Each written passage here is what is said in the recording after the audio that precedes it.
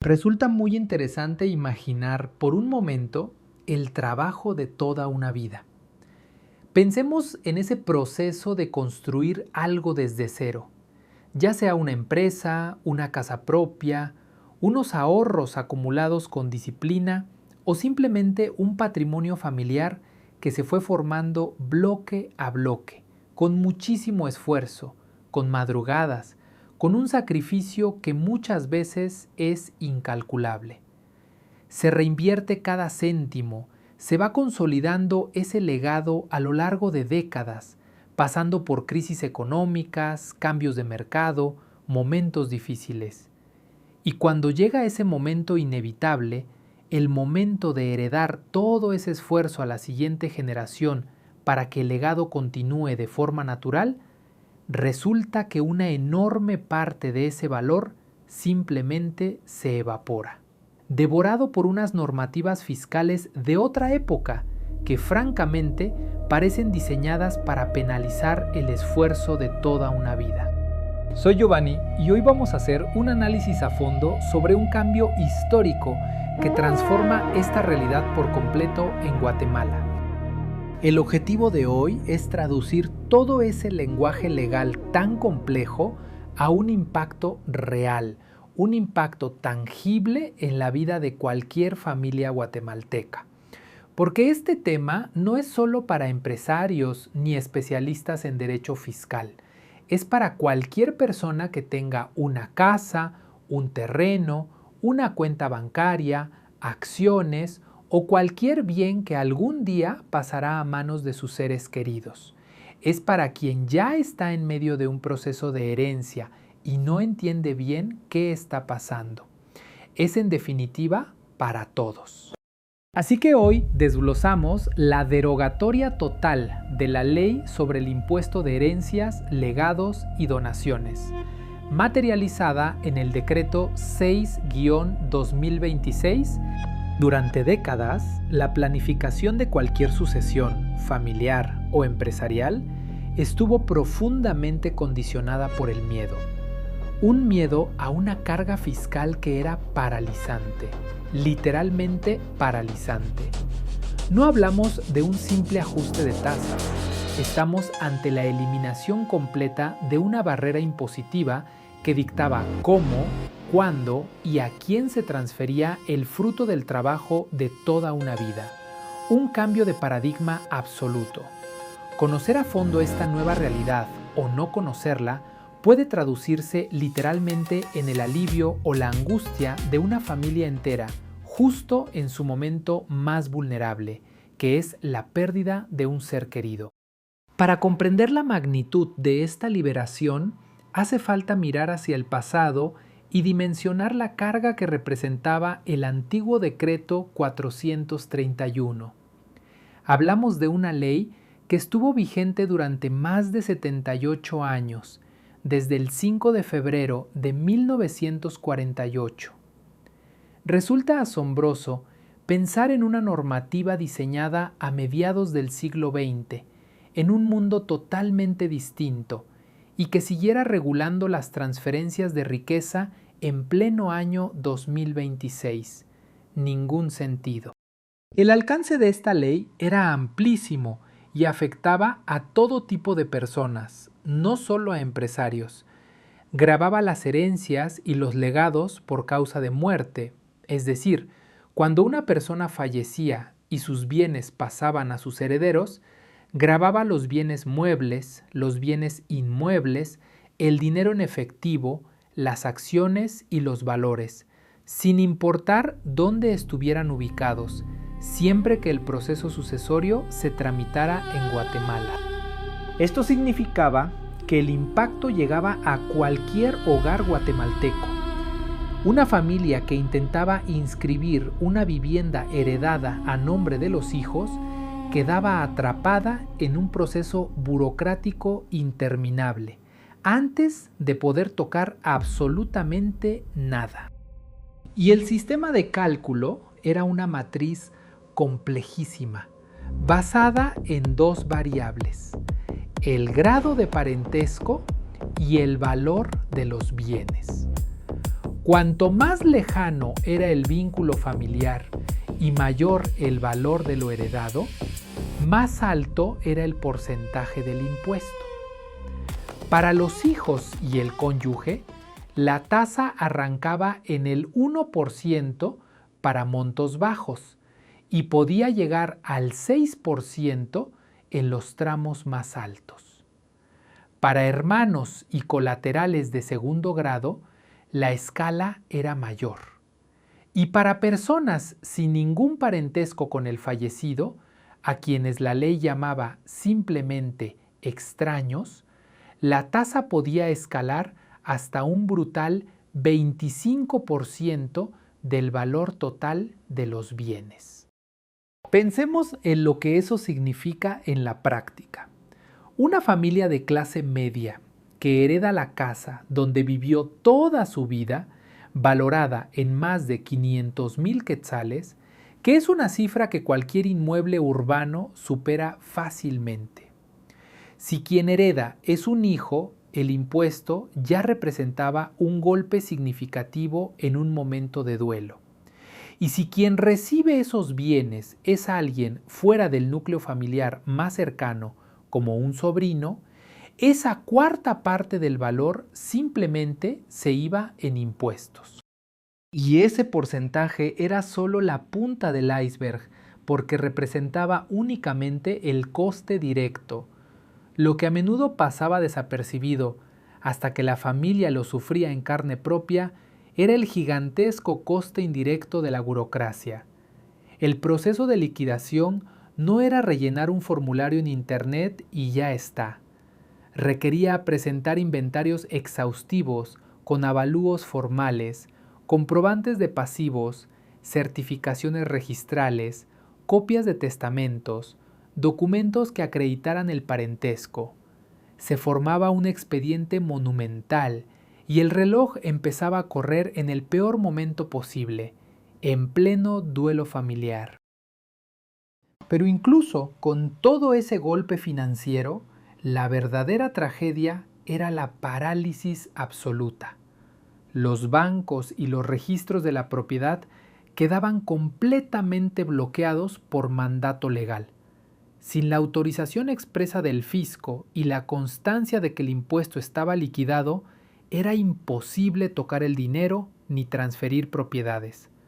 Una familia que perdía su sostén económico y que de un día para otro no podía acceder a las cuentas bancarias, ni vender la casa si lo necesitaba, ni inscribir ningún bien a su nombre.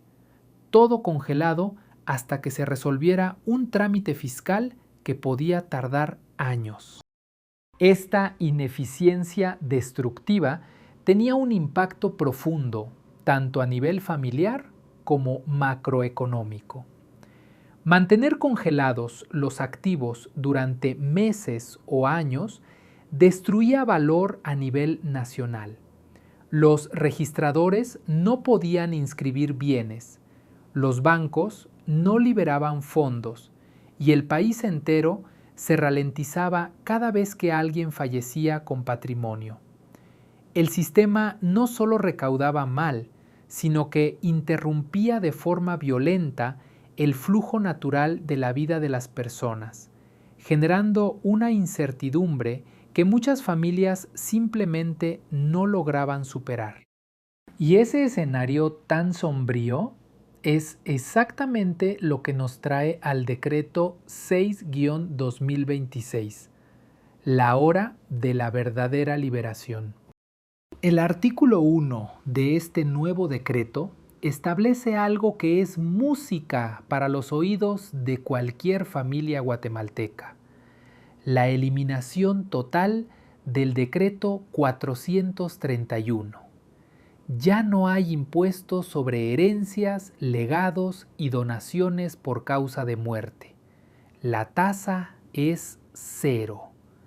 Desaparece por completo la carga impositiva. No es una rebaja temporal, no es un subsidio, es la erradicación de raíz del problema. Al eliminar la base imponible así, de cuajo, el legislador está enviando un mensaje clarísimo. El coste social y económico de mantener este impuesto superaba con creces cualquier beneficio recaudatorio.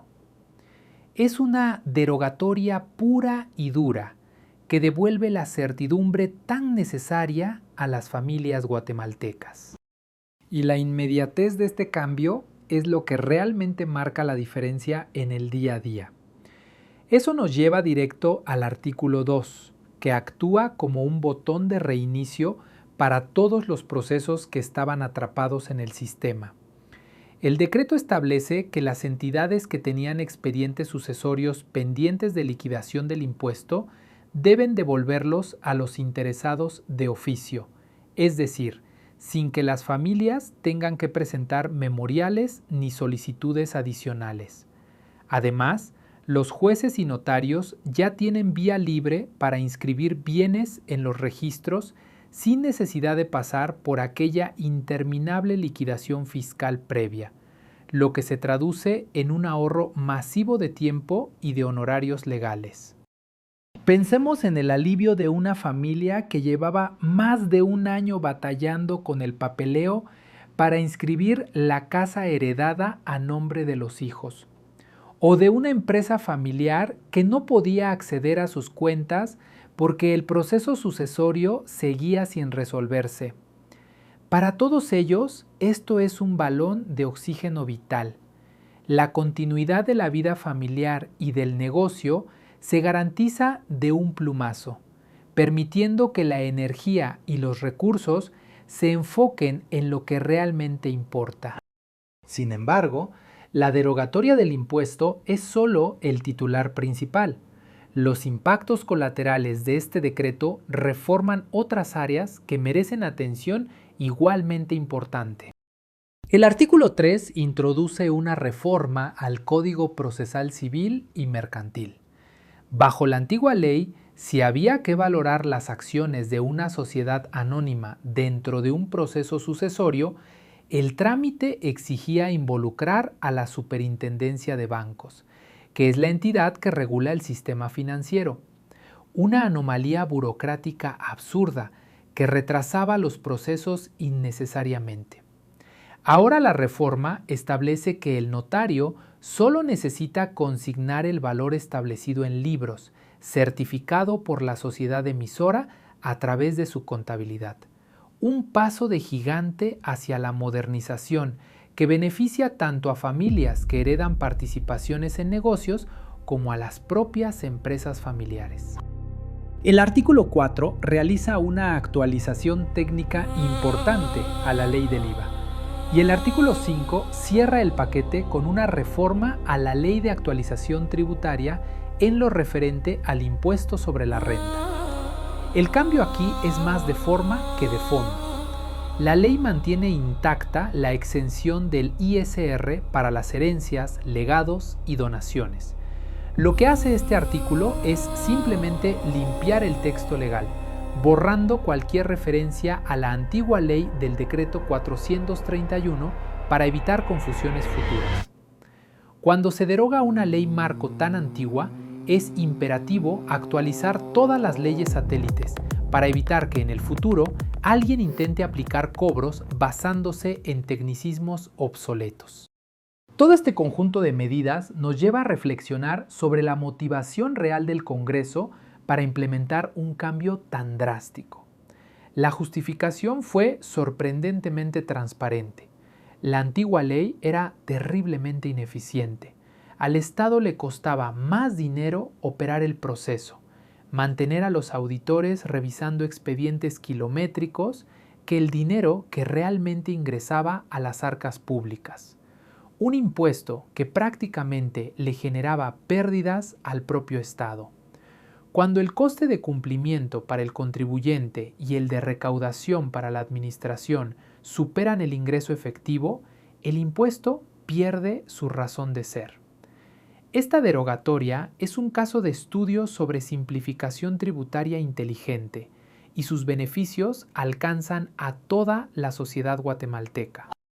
Hay 3 grandes victorias que deben quedar grabadas tras este análisis. Primero, la eliminación total y absoluta de la carga fiscal por heredar o recibir legados. No importa si son bienes personales, familiares o empresariales. El temido impuesto a la muerte ha desaparecido del mapa en Guatemala. Segundo, una simplificación drástica de los trámites sucesorios, eliminando la necesidad de pasar por liquidaciones fiscales previas, lo que descongelará cuentas bancarias, registros de propiedades y cualquier otro activo sin necesidad de esperar meses o años. Y tercero, la actualización del marco legal que rodea los procesos sucesorios, eliminando referencias obsoletas y burocracia innecesaria que durante décadas ralentizó la vida de las familias guatemaltecas. Ante este panorama, la recomendación es clara: acción inmediata. Para quienes actualmente tengan expedientes sucesorios atascados en las oficinas públicas o en pleno trámite notarial, hay que sentarse hoy mismo con el abogado o notario de confianza, sin falta. Es el momento preciso para exigir la aplicación del artículo 2, recuperar de oficio los expedientes sin liquidar y proceder directamente a acelerar la inscripción de los bienes. No hay razón para seguir esperando. Esta ventana de oportunidad legal es para toda persona que tenga un proceso pendiente, sea una familia buscando inscribir una vivienda heredada o una empresa esperando liberar activos bloqueados. Para cerrar, vale la pena dejar sobre la mesa una reflexión que va mucho más allá del texto de la nueva ley. Durante casi 80 años, el miedo a perder hasta un 25% del patrimonio condicionó la forma en que las familias y las empresas guatemaltecas enfrentaban el inevitable momento de la sucesión. Cada testamento, cada decisión sobre el futuro del patrimonio giraba en torno a protegerse de ese golpe fiscal. Ahora que el escenario se ha despejado por completo, que el impuesto por causa de muerte se ha esfumado definitivamente, surge una gran pregunta. ¿Cambiará radicalmente la mentalidad sobre la planificación del patrimonio y la sucesión en Guatemala? Al no existir esa enorme barrera, veremos transiciones de riqueza mucho más ordenadas, planificadas con tiempo y enfocadas en el verdadero bienestar familiar. Es un nuevo paradigma fascinante para analizar, explorar y sobre todo aprovechar. Soy Giovanni, tu asesor fiscal de confianza, porque los impuestos se planifican, no se improvisan.